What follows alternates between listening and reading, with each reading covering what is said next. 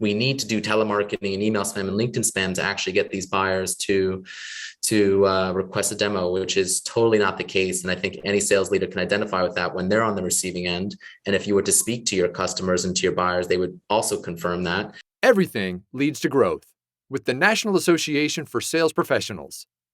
The Leads to Growth podcast with the National Association for Sales Professionals provides in-depth discussions sharing the best sales, prospecting, influence, and communication skills, as well as sales training techniques to take your professional sales career to the next level.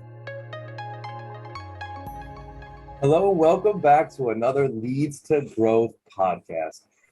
My name's Chris McCoy. I'm excited to be here with our guest today, my man in a uniform. Everybody loves a man in a uniform, right? Listen, we've got Nelsen Gilliat here with us today, and it's honestly, a lot of times I go out and find our guests. I really do. I find them because there's so much great content out there, so many great people doing amazing things out there. And this one kind of snuck into my email box. And I love when someone can get by me in the email box, right? When you get by all the stuff going on in my inbox and you get me to notice you, you've done a good job. And so Nelsen wrote a book called The Death of the SDR and Birth of Buyer Centric Revenue. And that is a mouthful, but that got past the inbox and got here. So Nelsen, welcome to the podcast, sir. Thank you very much for being here. Hey, Chris, thanks for having me. Excited to get together with you. I think it's going to be a great discussion. So thanks everyone for tuning in. Absolutely. And the reason why this got past me and got through the inbox is because it's a conversation that I've been having with a lot of people. As you all know, Justin Michaels, the Sales Borg's a big NASP fan, and we're a fan of his. And so when this conversation came up, I said, I want to talk to Nelsen. And he came with some passion, y'all. Nelsen is the founder of Buyer Centric Revenue and B2B marketing and a sales consultancy. Previously, this guy's done everything. He served as an SDR, he was an AE, he was a CSM, sales enablement, product marketing, both sides, sales and marketing, content marketing, demand gen. This guy's done it all. So to be able to put together this perspective in this book with all this information, I was like, okay, we're going to have this guy on. I don't want to just have him tell me all about it. I want him to share this with y'all. So Nelsen, first off, you got to tell us what inspired this book and the uniform, man. Tell us a little bit more. Yeah, sure. So, if you're wondering why I'm wearing a ridiculous military uniform and a really uncomfortable beret, I didn't realize how uncomfortable they are. It's because, my goal is to really liberate both sellers and marketers from a lot of the ills that are in our profession. I think are really holding us back and frustrating us. And, we'll talk about that in a little bit. But what motivated me to write the book, as you said, I've been an SDR and I've been an AE and I've been an AE/CSM/account manager.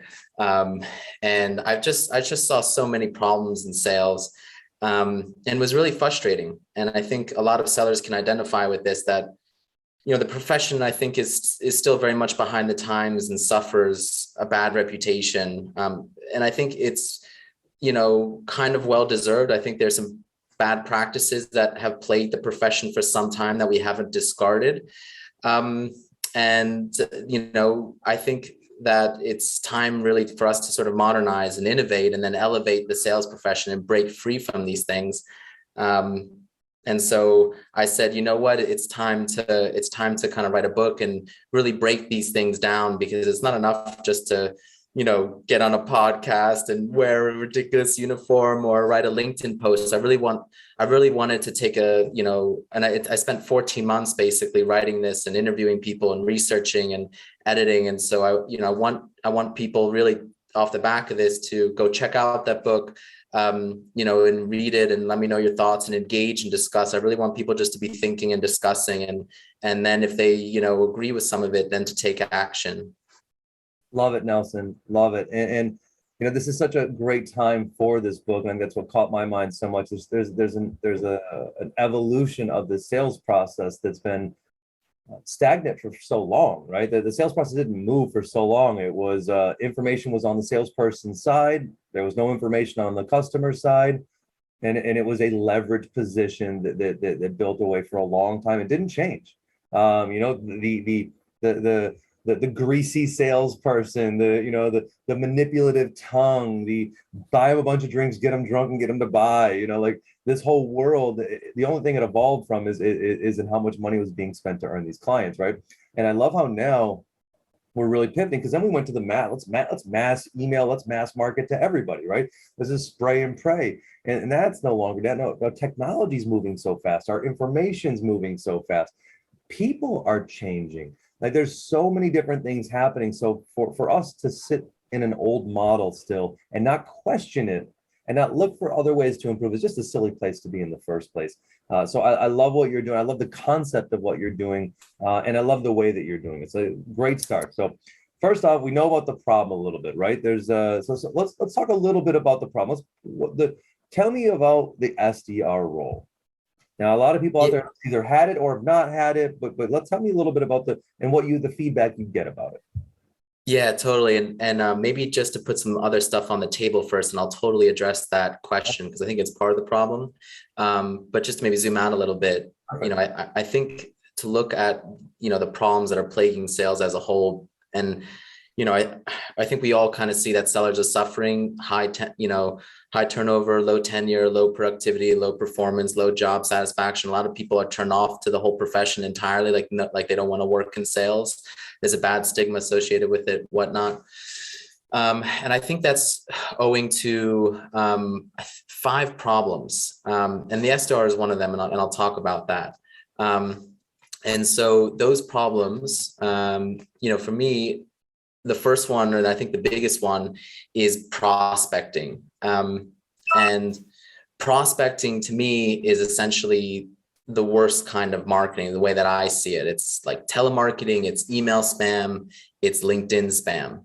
And it's a very outdated form of marketing that used to be done a long time ago.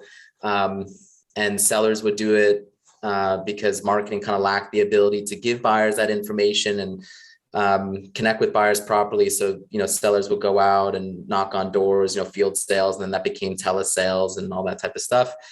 And then eventually predictable revenue came along in the late 90s, early 2000s, said, hey, that doesn't make sense for sales to do it. Let's create a role, within marketing, basically called the SDR role, and they'll do the prospecting full time.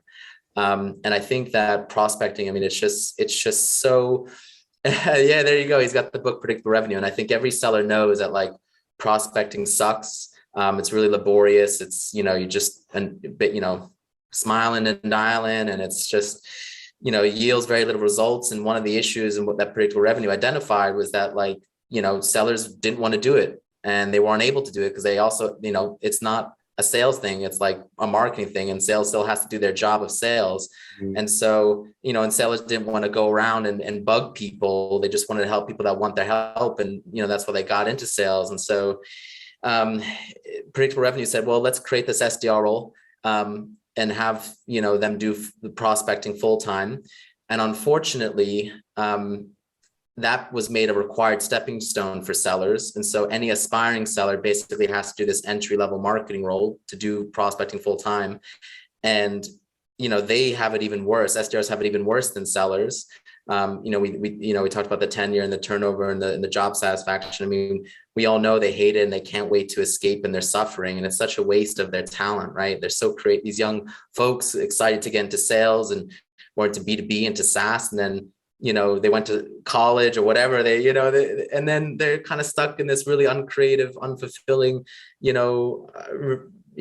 I would say not a very good marketing role. And so I think it's really tragic. And I think so prospecting, really denigrates the sales role. And I think today, marketing can basically, we'll talk about what the solution is, but I think that marketing can do all these things nowadays that wasn't possible before to kind of woo buyers in the door. And basically marketing, I think, should be entirely focused on doing good marketing that encourages a buyer to request a demo on the website to speak to sales. And then marketing automatically qualifies them and connects them directly to a seller.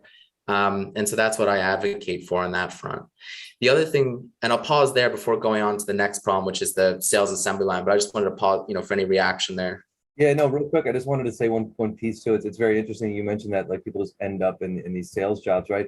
A lot of marketers, we actually teach sales certification at the University of South Carolina to their marketing program, because there's a huge percentage of those who go and get their marketing degree who end up in sales, and it was exactly like I graduated, all right, I got a marketing degree, gonna do all these great things, and well, these salespeople are making all the money. I'm gonna go over there and give that a try. But it's interesting how many people end up in sales in that gray area of SDR and marketing and prospecting and actually lead nurturing. Yeah, totally. And so, I think a question that's confronting a lot of SDRs is like, well, they say I'm supposed to go into sales, but what I'm really doing is kind of like the worst kind of marketing. My job is to set appointments for sellers. And then, so they don't really perform in that role at all. They're not at all set up for success because it's impossible in that role, given the way that buyers want to be marketed to. And then, when they get into the sales role, they're not doing very well. I mean, it's supposed to be an alleged training ground, but really it's a burial ground. Like basically, I think Pavilion, formerly Revenue Collective, did a study and they saw that like 80% of SDRs turned AEs are failing. And so it's, and that's because it's not really, it has nothing to do with sales. It's it's a marketing role. So I think that's the first big problem. And then I think the second big problem, which is part of predictable revenue. So predictable revenue, the first aspect of it is prospecting / SDRs. And the second aspect and the second problem that I'm trying to help people see is the sales assembly line or seller specialization. Primarily there's 4 main subdivisions, but often they can even be further subdivided, but it's the account executive or the AE. It's the sales engineer or the SE. There's the customer success manager or the CSM, and then there's the account manager or the AM, as they're sometimes abbreviated. And essentially, I think the whole reason you get into sales is to build relationship and to build a book of business. But then predictable revenue came along and said, well, if we're specializing the sales folks so that we've got one person to do like the bad manual marketing drudgery, and then we have the seller can actually do sales. Well, why don't we double down on that assembly line, kind of like Henry Ford, putting the buyer on an assembly line, like as if they're a widget, and then basically turning these sellers into kind of like, components of the assembly line. So I think what you end up with is stunted sellers who have very limited responsibility and ownership over the buyer relationship and over the sales process. So it's like a very delimited sales role.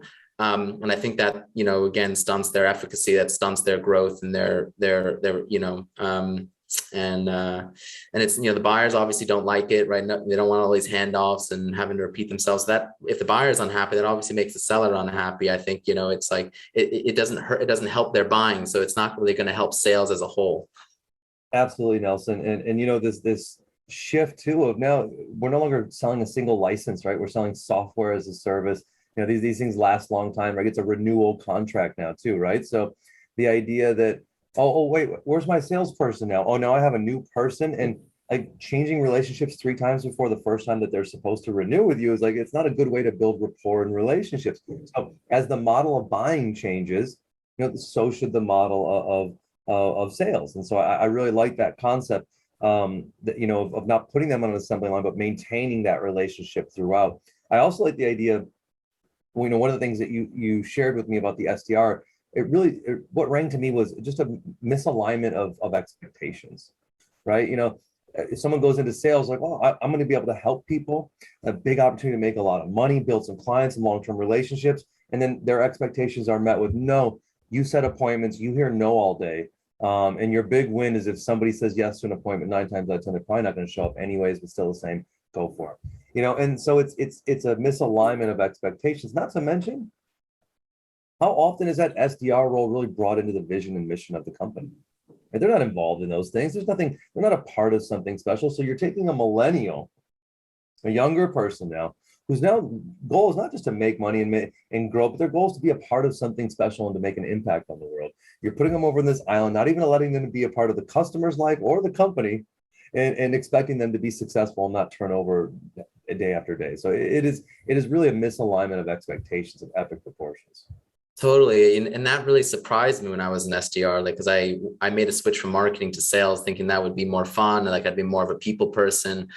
And then they said, okay, well, you have to do this sales development role. And I was like, I don't really get what that is, but I'm 23 and, I'm just looking to get into sales. So I guess I'll do it. And then I hated it and I couldn't wait to escape into sales. And I didn't understand why that was an aspect of sales. And so I really think it's tragic. And I think it's so misleading because they say it's a sales development representative. It's not a sales role at all. So, I think if they were to properly be honest about what that role entails, it's essentially a telemarketing role. That's why they call it like a euphemism. They call it cold calling, but really it's telemarketing. But they really try to avoid calling it what it is. So sometimes you might even hear telesales, but like they never wanted to say that it was actually telemarketing because it's too revealing. It's too hurtful to admit that to oneself, that that's essentially what you're doing. And so, yeah, I think it's a waste of young people's talent that, there's plenty of, you should be able to get an entry level proper sales role. It's just B2B. You don't need to go, it's not rocket science. You don't need to go to school for it and get a degree in it. Like any other department in B2B, you should just be able to start entry level, just like in marketing or revenue and operations. Like there should be proper entry level roles for folks to kind of get their foot in the door. This isn't one of them. Now, another problem that I really want to bring up that I think plagues sales and also further denigrates the profession is quotas. And I think quotas are inappropriate sales targets that essentially require sellers to produce a certain amount of revenue in a very short amount of time, monthly or sometimes quarterly. I urge people not to confuse quotas with goals. There's a very big difference between quotas and goals. Goals are like this sort of like, general desirable target, but it's not like you've got a certain production quota in a certain amount of time, typically short term. And so every other department in B2B has annual team goals. The company itself has annual goals, but the company and these departments track their progress towards these annual goals on a monthly or quarterly basis. I think it's really inappropriate to kind of force sellers to have this really short-term pressure to say you are responsible for the buyer's decision to purchase, which is largely outside of your control. And even if you do everything right, it's still up to the buyer. And they oftentimes, even if they can and should, they don't, or the buyer can buy despite the seller or whatever. But it's like, it's so inappropriate. And so I think that sales should have, like any other department, an annual sales team goal that, you're not putting this sort of,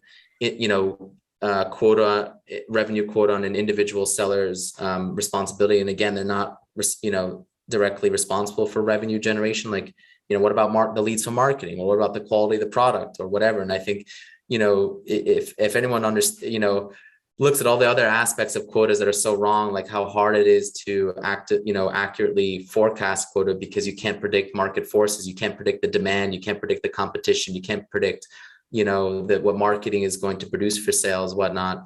And so ultimately I see quotas as unfair, deceptive, and counterproductive. And the fundamental purpose, I think, why they're there is to pressure sellers, to pressure buyers.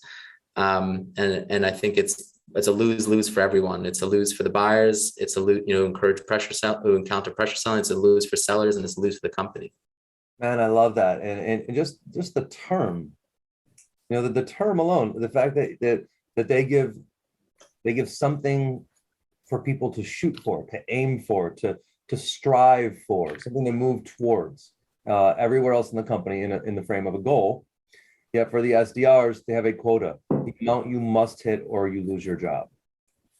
And it's one's looking forward, one's looking backwards. One is move towards pleasure, the other is moving away from pain, fear, threat, and intimidation.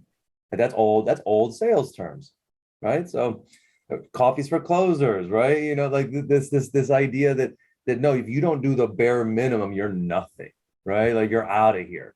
Like that just reeks of old sales. Oh, totally. And an aspect of quota is evaluating a seller's performance and their efficacy. And so oftentimes, because of quota, the only way that they look at a seller to know if they're good or not is to say, well, what's their quota attainment, which again is largely outside of their control. And it's such an incomplete form of measurement. Like every other person in B2B departments, HR, finance, they get measured holistically, on a wide variety of metrics, and sales is not. And because it's so much out of their control, you're missing the whole picture. So that's why at the very same company, you can have a bad seller and a good seller, and the bad seller, maybe they got lucky with the leads to marketing, and the buyers were so desperate or whatever, and or their need was dire, and they bought despite the bad or lousy seller. And so that seller can have technically more revenue attainment than the good seller or something like that. And so there's all these things that I think you need to look at when you evaluate a seller holistically. If you look at what a proper seller should be, I mean, revenue is one component, but then you look at the number of customers, the number of sales opportunities, their conversion rates, their sales cycle, their retention, their expansion, their renewals, right? And then any sort of feedback from buyers, their customers, like their NPS score and whatnot.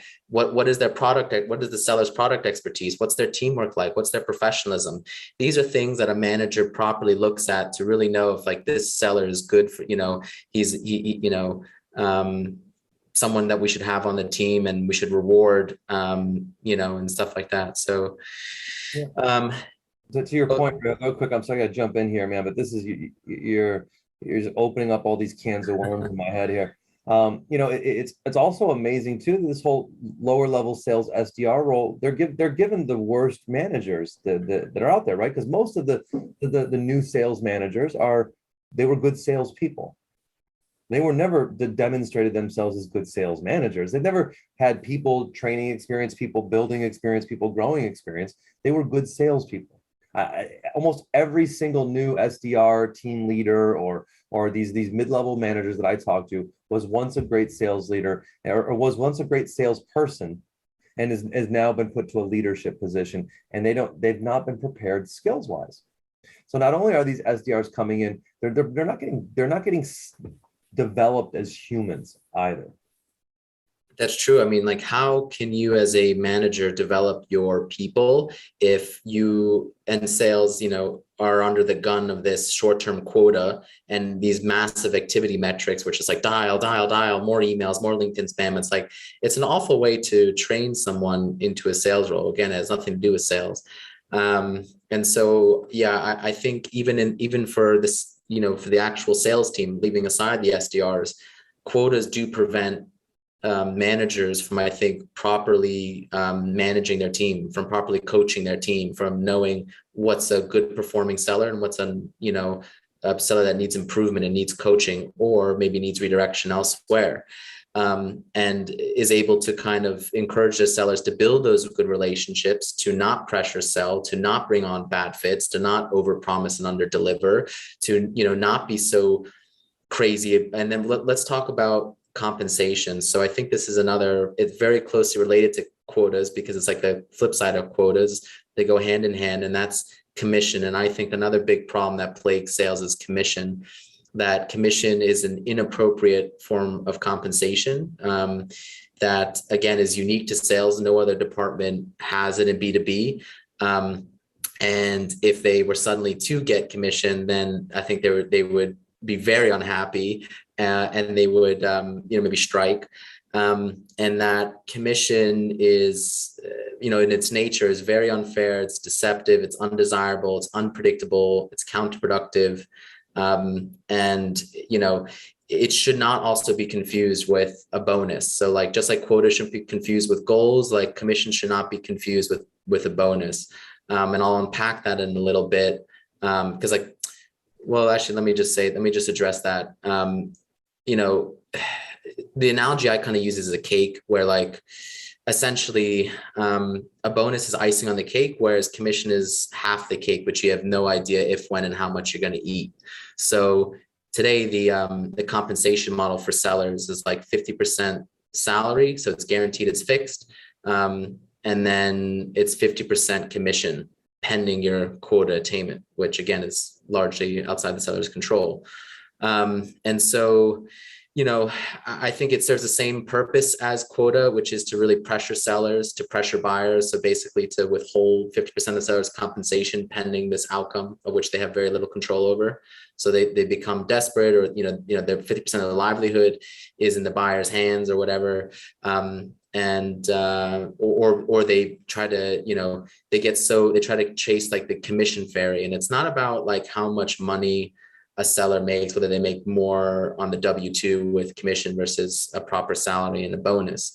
Fundamentally, I think you need to understand that like there's so many cons and downsides that people don't take into account when they look at commissions. And that a dollar of salary and bonus is far superior to a dollar of commission. And that all the headache that comes along with commission, all that pressure and anxiety and not knowing and uncertainty and unpredictable revenue, essentially for a seller, is really, really harmful. So the model of a salary and bonus is really good. It's, as a compensation model when you work for someone else versus working for yourself. Like you get that paycheck, it's a 9-to-5 job, and you get that steady income. And especially the more financial obligations you have, and you've got a house, you've got a mortgage, you got schools. It's like you want to know how much money you're making every month. You don't want to know.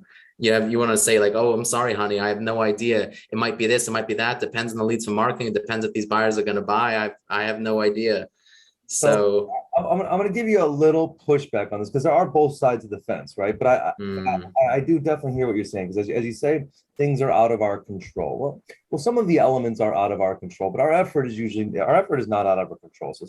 So as a salesperson, I think there's times where I would say everything you're saying is, I would say, no, I loved commission. Some of my best jobs were commission. Made the most money per year in commission, had the most fun when I was on those times. Help more people, I think, even on those times, and also felt in that time that it was more under my control than anything else in the world.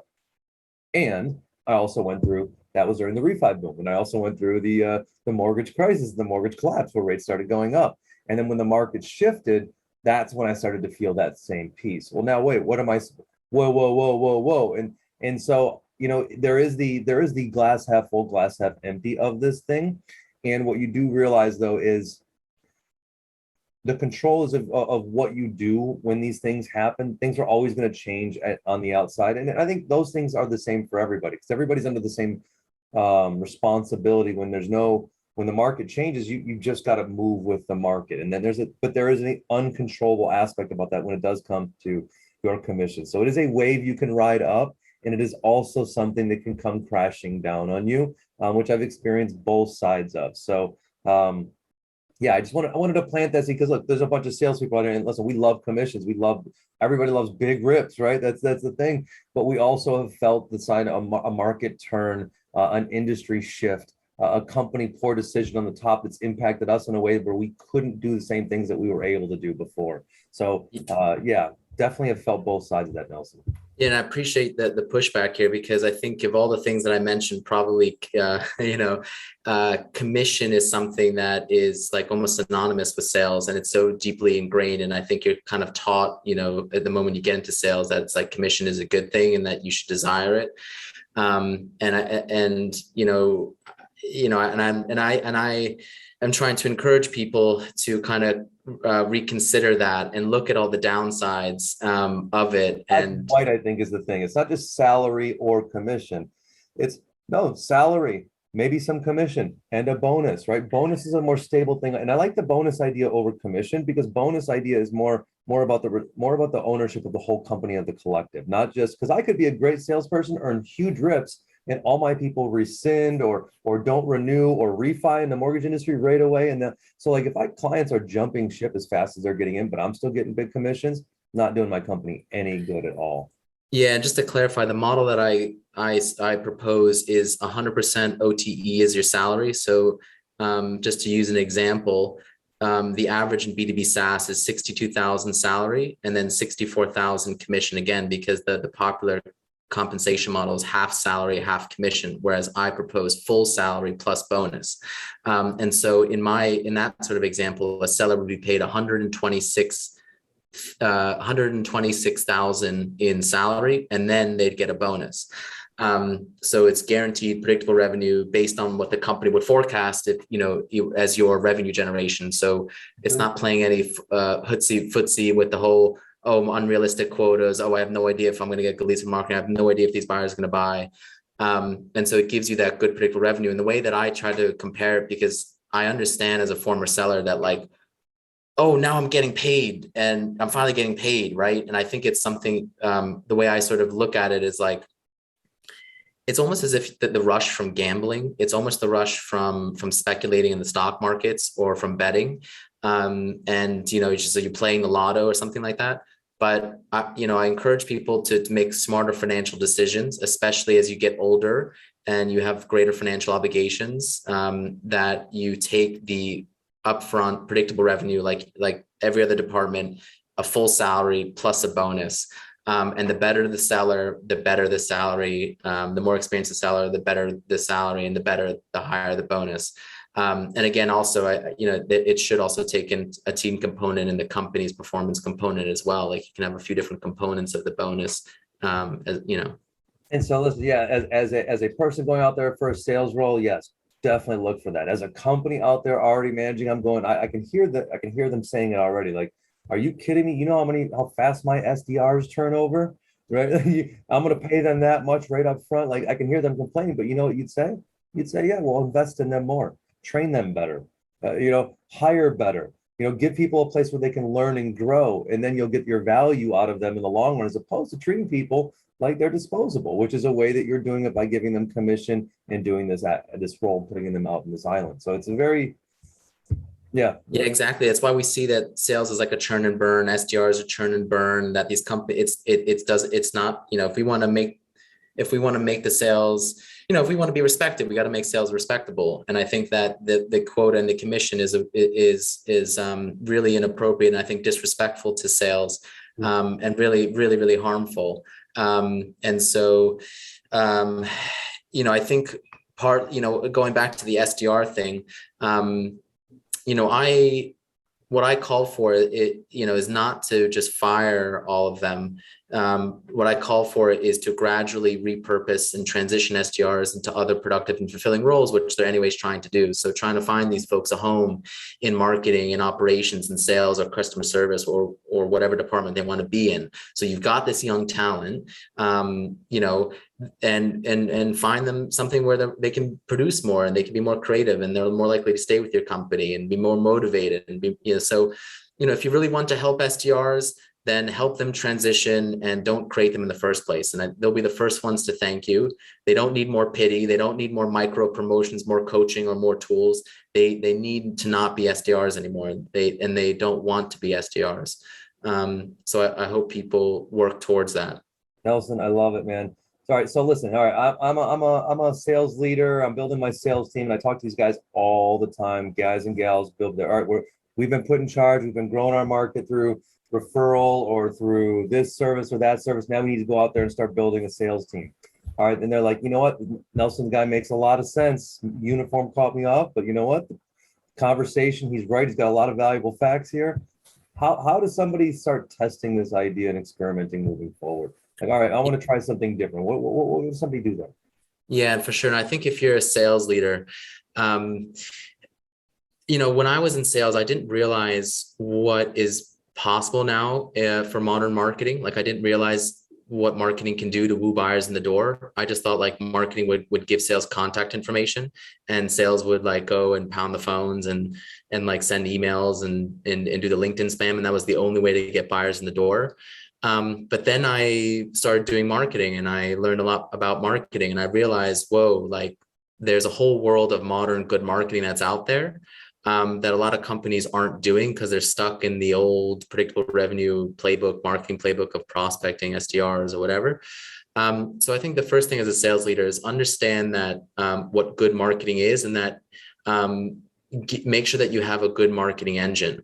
and that you have a marketing team that is producing website demo requests and automatically qualifying those folks and then routing that to your sellers, and that marketing and sales both have the same metrics where they're both accountable to revenue and they're both accountable to pipeline quality and efficiency. So number of customers, number of opportunities, cost per opportunity, conversion rate, sales cycle, website, and then again, marketing, being responsible for website demo requests as like one of the lagging indicators, but that should be almost like a North Star for them, because anyway, so I think that's a root cause of the misalignment between marketing and sales today. Is essentially marketing is producing junk contact information, and then sales get stuck holding the bag because they're responsible for revenue. So marketing celebrates generating all this contact info of uninterested buyers, which is essentially what an MQL is.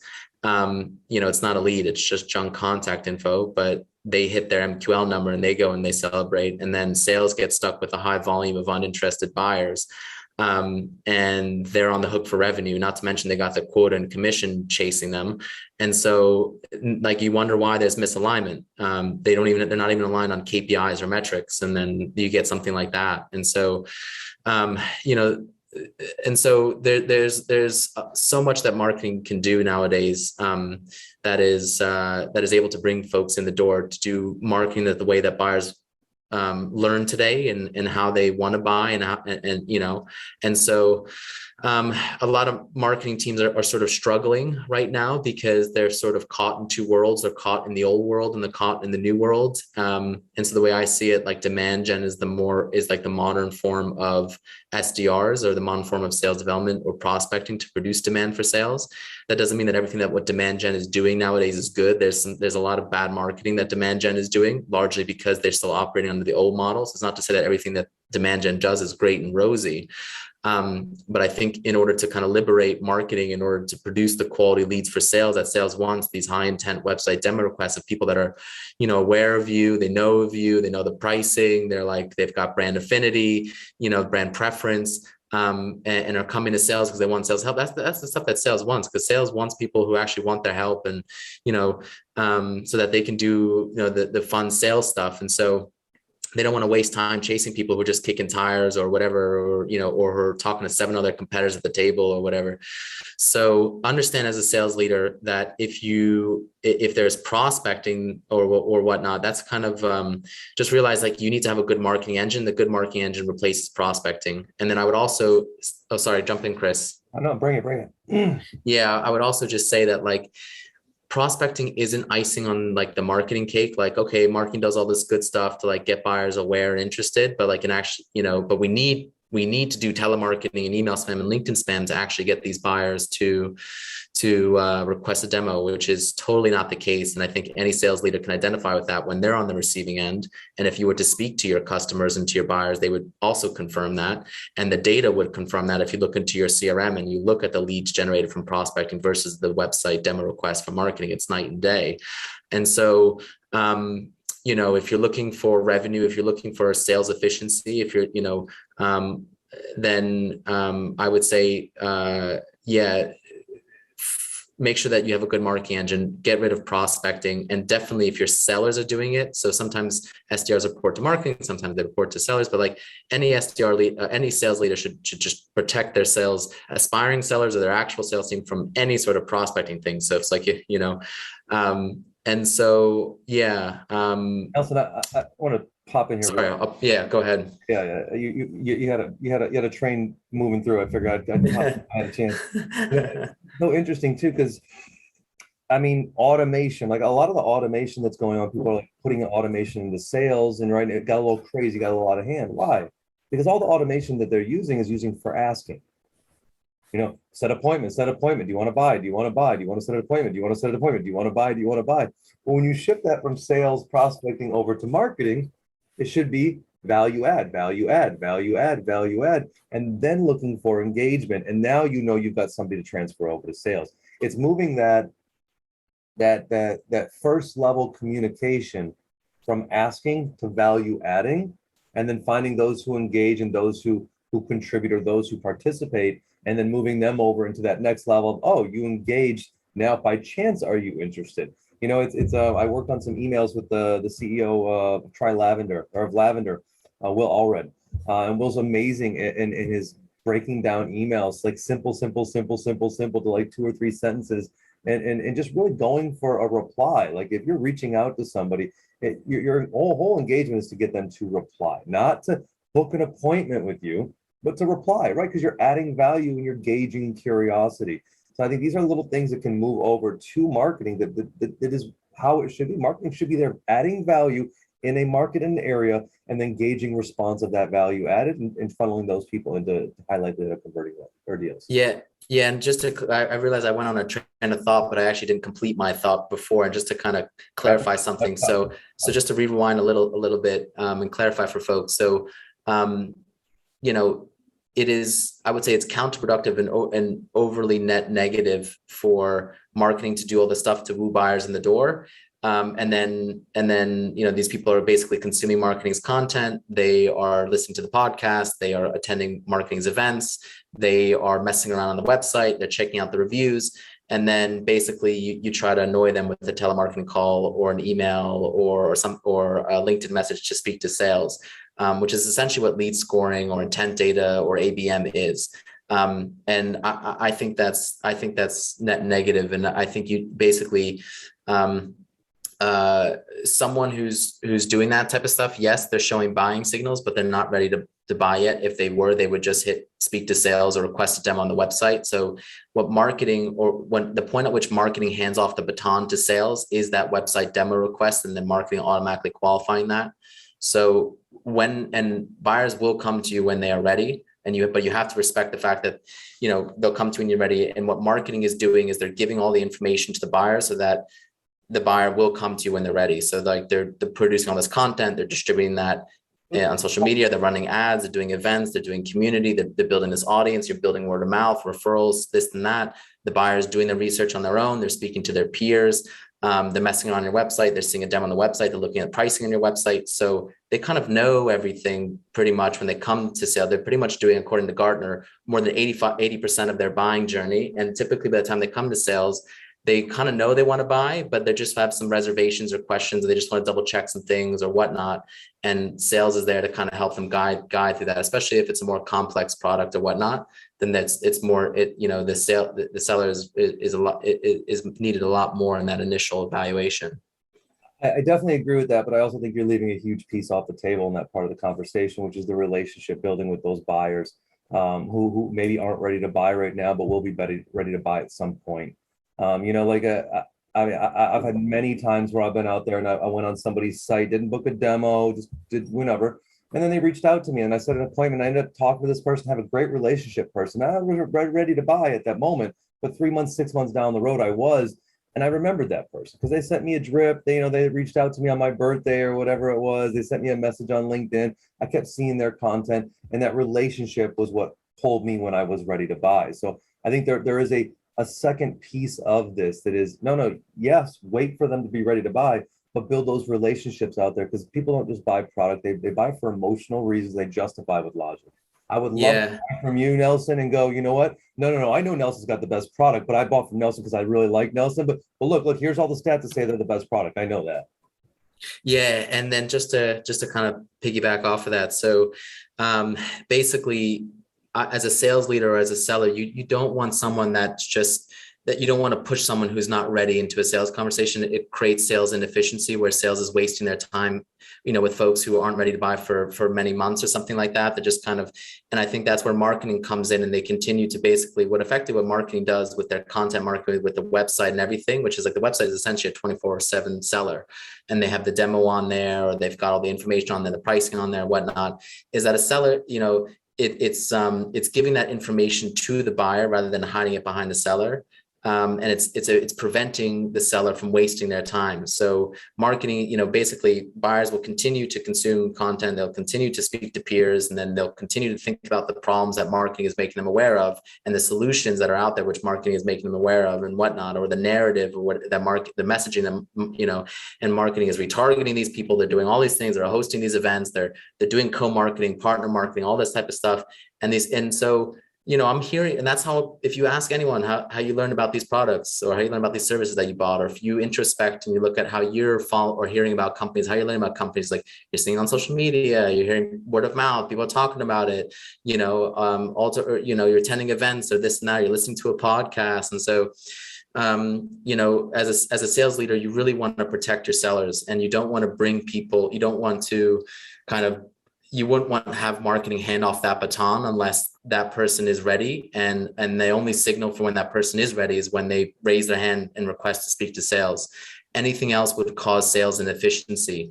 And I think one of the reasons where sales leaders are struggling is they've got too little butter over too much bread. And so they have too many sellers and too much headcount. And so that can sometimes induce them to force junk into the pipeline to say, well, let's just keep the sellers busy. But what you need to do is you need to fix your marketing engine, or you need to reconsider your sales headcount. So then where is the relationship building going, Nelsen? Yeah, so once that buyer requests to speak to sales, that's when the seller can come in and then basically help them with that initial evaluation, help them, address their objections and, talk about the happy customers that they have and talk about what implementation's like, and, basically give them the assurance that, hey, look, I'll be your point of contact throughout the duration of your relationship. There's no handoffs here. I'm accountable to you. You got questions, you let me know. You're interested in other products, you let me know. You've got issues with the service, you let me know. And you are basically checking in with them, regularly, especially, your project managing their implementation and their training and their adoption, making sure that you're bringing in the right internal resources. If they've got super uber duper technical questions, every seller knows that there's always that one person who's got the annoying technical question. Then great, you bring in the technical expertise internally to help answer that, remove that objection. You do the negotiation, the contracts, and then, you do the quarterly business reviews and whatnot. And that's where the relationship comes in. And then, hopefully there's a bit of the personal stuff too. The buyer, you develop a little bit of a personal relationship. They know, they like, they trust you, etc. And that's really what sales is all about. And so you're building this portfolio, the old book of business. I agree. And I think there's this guy who's out there, or this girl who's out there who represents the company who doesn't have a big marketing company yet. And they're like, yeah, you just want me to wait for somebody to come to me? Are you kidding me? Like, so I think, no, I love what you're saying. I love the concept. One, you're giving our buyers a lot of credit, right? You're saying, you know what? No, they're smart buyers these days. They're educated. They're going to do their research. They're going to book more than one demo. They're going to compare. They're going to go talk to people out there. They're going to look at a bunch of different options. So you're giving them a lot of credit. Two, giving your marketing department a lot of credit to move to this manner, right? Because you're saying, look, it's not our job to go out and get in front of the buyer. Marketing's going to do a good job of that. And so I think that's the two pieces that I would say, like, if our buyers are in a certain category where we know that they're educated buyers, they're working for large companies, they've got large salaries, whatever the thing is. And then we also know that our marketing team is doing the right thing. I can then say, okay, great. I'd love to have my sales team sitting back and only talking to those people who are ready to buy, and then building relationships so those people stay with us. It's a beautiful retention model.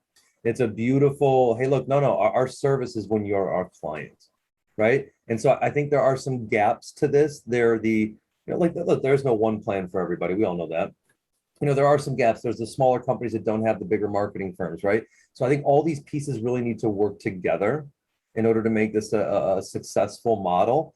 And I also see, like, some of those small-time sellers out there. Like, I've been there before. Like, I'm not in the top 5. I'm 5 through 10, maybe 11 or 12 if nobody knows about it, but it's a big space. And so relationships and conversations and getting out there are those things that are my marketing. So I think I love what you're saying, and I think you're right. And if you're out there going, oh wait, this wouldn't work where I'm at, well, hey, maybe you don't have one of the pieces of the equation put together yet. And I think that's a very important part of what you're saying. And I'd encourage sales leaders, because I've been there. Like, if you're at a company where there isn't good marketing, then you're going to have a massive uphill battle because you are not set up for success. So again, like, good sales comes from good marketing, and good marketing oftentimes comes from a good product. And so it's like, it goes product, it goes marketing, then it goes sales, and then customer service, and there's mid-office and back office operations. There's a chronological order. And, it's a lot easier to market and sell a product if the product is good. And it's a lot easier to do marketing if the product is good. And it's a lot easier to do sales if the marketing is good. And so I would just say like, jobs out there though too, Nelson, right? There's those are limited quantity of perfect positions out there. yeah. And so what I'm trying to do is what I'm also trying to help marketers. And so my book is to both liberate marketing and sales from the predictive revenue model. And so, there are things that marketers are struggling with as well that are very similar. I didn't, this is a different audience, so I didn't go into that. But marketing is prevented. They're in a straitjacket. They're prevented from doing this good type of marketing because they're stuck in that prospecting SDR model. And then, and that forces them to do things that they don't want to do and that they know they shouldn't do, and that doesn't work. And that prevents them from doing the things that they know they should and can do. And so understand that like you and marketing to be joined at the hip, and that you're both in the same straitjacket, and that, you will be set up for success if marketing is free to do their thing and you are free to do their thing, and you both have the same metrics and aligned on the same KPIs, website demo requests, conversion rates, revenue, that type of stuff, the stuff that really matters. And that sales can then do proper sales and good sales, and you'll have sellers who are sticking around, who are motivated, who are properly helping buyers. They're not worried about their paycheck. They're not under the gun of this unnecessary stress and pressure. They're able to like actually help each other. Like oftentimes under the quota and under the commission, they don't help each other. There's no teamwork. It's like you do you, you do me. That kind of sounded weird, but whatever. Also that sellers can even enjoy vacation, and that they, don't have to worry about their quota or their commission and stuff like that. So there's examples of companies like Monday.com, Backblaze, Culture Amp, Pluralsight, Microchip Technology, thousands of sellers globally, whatever. They got rid of commissions, and they're seeing the benefits. And so, I just, as a sales leader, just like, don't throw yourself under the bus. Great call. And hit the reset button, I think one big thing Nelson said is like, it's very easy to get caught up in the things that you've been doing because you got to keep doing them. Sometimes you got to put those things down in order to start something new, right? Don't be afraid to hit the reset button and look at things from a new perspective. And I think that's the one thing Nelson's book in this conversation will hopefully provide for y'all out there, is that you'll be able to just, set things down for a minute. And you don't have to set your business down, but step back, as Nelson said, and just take a look at things from a different perspective. And don't let go of some of the assumptions that you brought to the game. Let go of some of those limiting beliefs that may be preventing you from moving forward, and say, what if? And one of the most beautiful questions you could ask yourself is, hey, what if anything were possible? Hey, what if marketing was killing it? What would my sales team really need to do? And right, and hey, what do I need to do in order to get my marketing team? What would it look like if my marketing team was killing it? Right. So I think taking the time to ask these questions is really what this conversation is all about. And Nelson, I just really want to applaud you, because it is a bold move to go out there, and you did it in the uniform. So I know you're looking out there to be bold, and you make some stances and you say some things that honestly that catch me a little off, because we're an internally motivated group here, right? We are not victims of anything. We are all victors of whatever it is we want, right? But some of us allow ourselves to be victims of circumstance, victims of the system, victims of this. Don't allow that to happen, Nelson's saying. You get caught up in this thing, think you need to do it, but it's not important. Right? The goal outcome is to serve the customer. And if we can find a better way to do that, stop the BS that you were doing before and start something new. Nelson, we're going to wrap this, buddy. Do you got any closing words or any last places people can follow you? Anything else you want to say here before we wrap? Yeah, sure. So, feel free to follow me on LinkedIn, Nelsen Gilliat. I put out a lot of content. Feel free to reach out to me. I'm always happy to chat to people about what they're seeing and hearing. And if they got questions or, just trying to think through this stuff, we can set up time to chat. If anyone needs help, like properly implementing this, I'm the CEO of Buyer Centric Revenue LLC. So I'm helping companies kind of transition away from, what I call the bad marketing, the bad sales, towards a better direction, or kind of evaluate this stuff. So I'm happy to help people if they need extra hands there.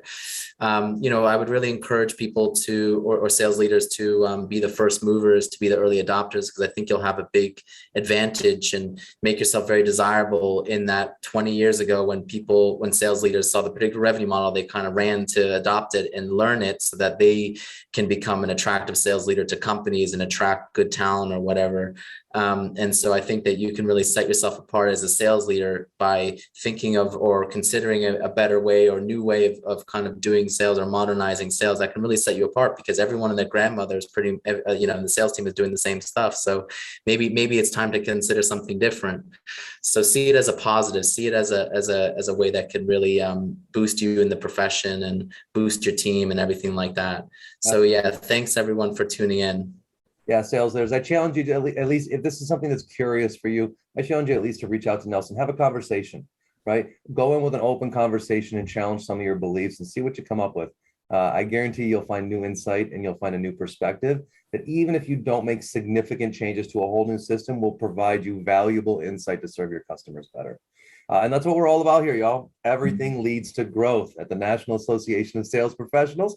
Thank you for joining. Don't forget to like and subscribe, drop those stars in the bottom, y'all, and tune in for the next one. We'll see you, Val. Thanks so much, Nelsen. Cheers. Thanks, Chris. Bye, everyone.